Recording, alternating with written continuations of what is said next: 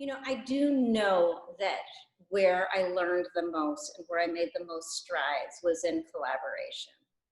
Um, I think it can be difficult in farming, as in any business, to find people that you feel open with, that you feel like you can work with.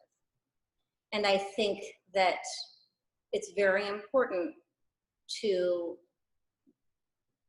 look for people who can help you along, whose expertise and experience you can draw from.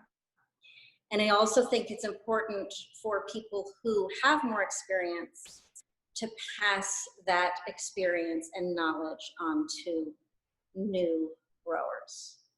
I also think that one thing that we, as tenant farmers, one thing that we are consistently plagued by are issues of land security.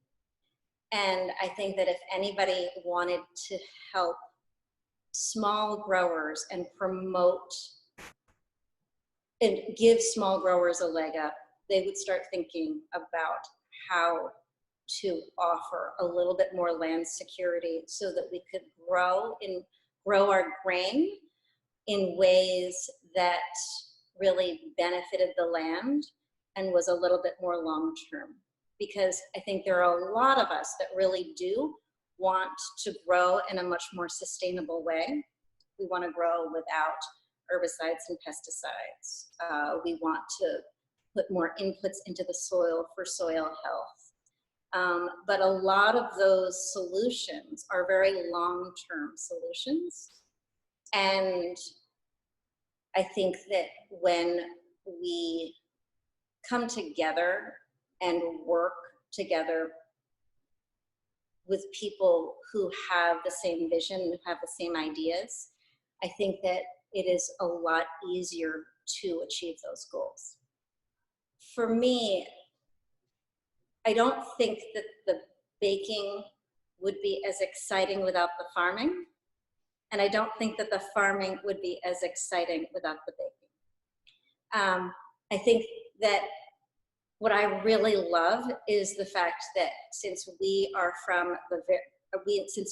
in control of the process from the very beginning, from the farming all the way until I hand that loaf to the customer, there is an incredible amount of flexibility there. There were a couple of years where we had a terrible drought and the grain was not ideal. I wouldn't have been able to sell it